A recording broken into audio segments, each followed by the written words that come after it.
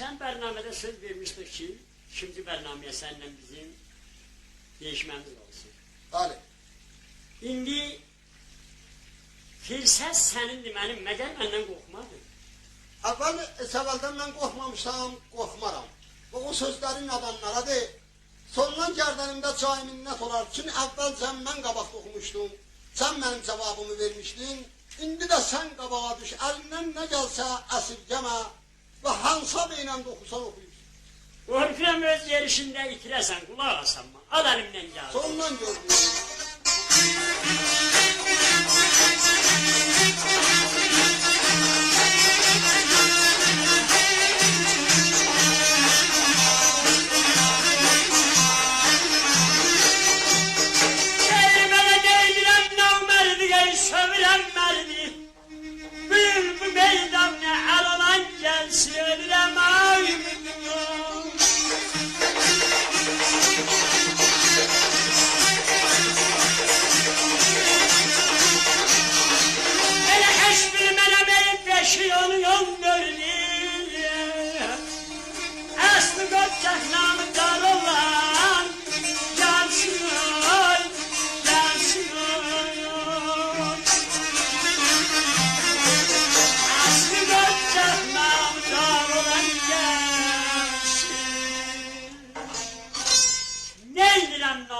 Sövrənməlidir.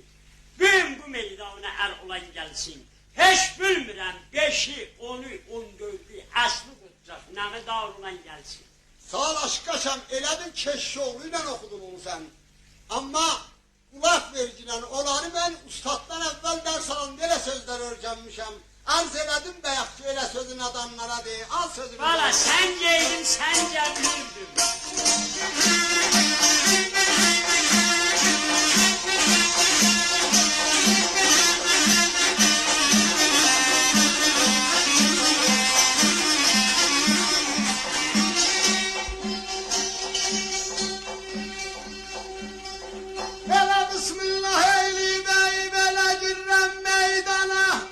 Sinesinde yanar ey veren aralan gelsin ağlama söyleyeyim ağlama ay bağla.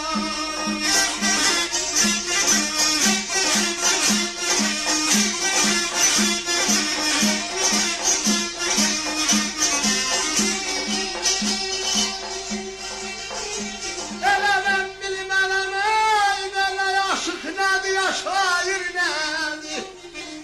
Tabi deryalar tehtir olan gelsin aman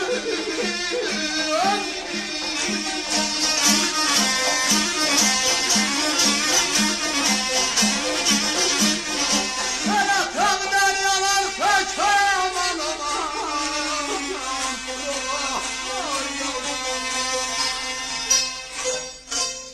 aşk yaşam bismillah eyleyip girren meydana. Yanar sinəsindən nar olan gəlsin, ha, od olan yəni, elə bilərsən o biri narları deyirəm.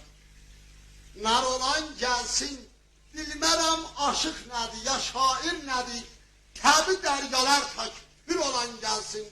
Aşkaşam, sözüm var, söz danış, belə sözlərdən bir şey çıxmaz. Qulaq as, qul, qulaq as.